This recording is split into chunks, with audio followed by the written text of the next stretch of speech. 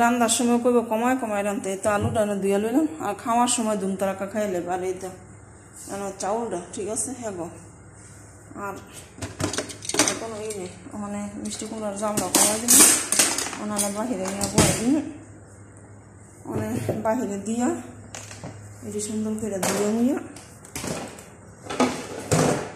এরপরে এই করবো আর কি। এই তো আমার সরাইছিটে, এই তো আমার কালকার ডাল, মানে আমি খাই না। আর এই তো গরুর মাংস একটু থুয়ে দেবো আর একটু রাখবো ঠিক আছে।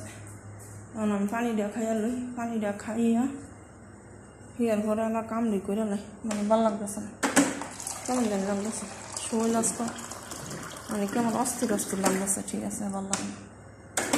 কয় না মন শান্তি থাকলে দুনিয়া শান্তি, দেশও যেমন কি একটা আনন্দ যে লাগছিল, সেই আনন্দটাই মাটিয়ে গেছে।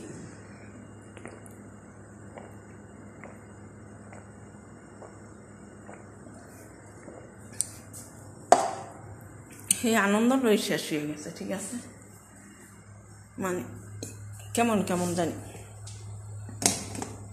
কোনো ই নেই।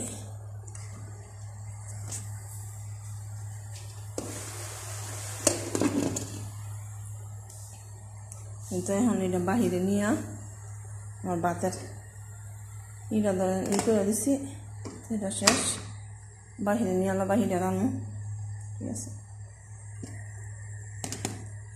আর আমার মালিকের বাহে বলে মানে ও মানে খুবুজ দিয়া গেছে, আমি তো মানে রুটি বিছা জীবন শেষ। এই তো আমার মালিকের বাহে রুটি দিয়া গেছে ঠিক আছে। এই তো আমরা কোনো শেয়ার করি, এই পাতলা রুটি উমানিটা যেই পছন্দ করে, মানে এটি চা দিয়া খায় আর কি ঠিক আছে।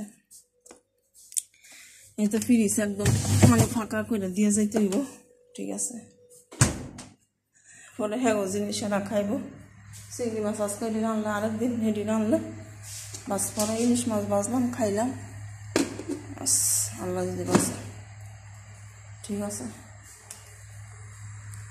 তোমার ভাত রান্নাটা শেষ হয় যদি ঠিক আছে, অনেক বাড়া দিন মাছটা একটু বাজ্যা হালকা থুয়ে দিব ঠিক আছে।